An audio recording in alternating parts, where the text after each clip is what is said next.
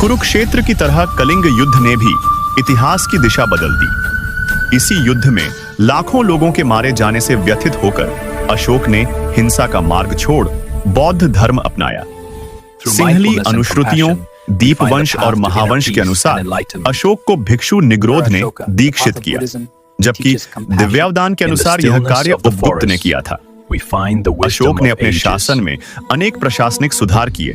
उन्होंने धम्म महामात्रों की नियुक्ति की, जो जनता को सत्य, अहिंसा, करुणा और सहिष्णुता की शिक्षा देते थे। उनका धम्म किसी धार्मिक अनुष्ठान का नाम नहीं था, बल्कि एक नैतिक आचार संहिता थी, जिसमें पूजा पाठ नहीं बल्कि मानवता और सद्भावना को महत्व दिया गया। अशोक ने अपने विचारों और नीतियों को शिलालेखों और स्तंभलेखों के माध्यम से पूरे साम्राज्य में प्रचारित किया। ये अभिलेख भारत, पाकिस्तान, नेपाल और अफगानिस्तान तक फैले मिले हैं। सबसे पहले 1750 ईस्वी में टी फैन थेलर ने इन शिलालेखों की खोज की और 1837 में जेम्स प्रिंसेप ने ब्राह्मी लिपि को पढ़ने में सफलता प्राप्त की।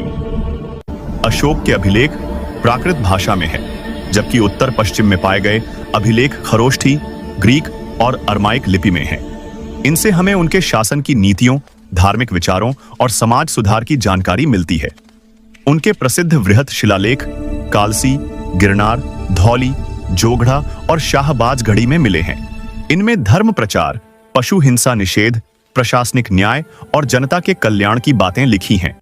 अशोक ने तीर्थ यात्राएं भी की। 10वें वर्ष में बोध गया और 20वें वर्ष में लुम्बिनी गए, जहां उन्होंने कर घटाकर जनता को राहत दी। उनकी सबसे बड़ी उपलब्धि थी राजनीति और धर्म का संतुलन। उन्होंने युद्ध के स्थान पर धम्म का मार्ग चुना और अपने साम्राज्य को नैतिक शासन का उदाहरण बना दिया। अशोक एक ऐसा शासक जिसने सत्ता में करुणा और राजनीति में मानवता का संचार किया। आज भी उनके स्तंभ और अभिलेख हमें याद दिलाते हैं कि सच्ची विजय तलवार से नहीं बल्कि सत्य और दया से होती है।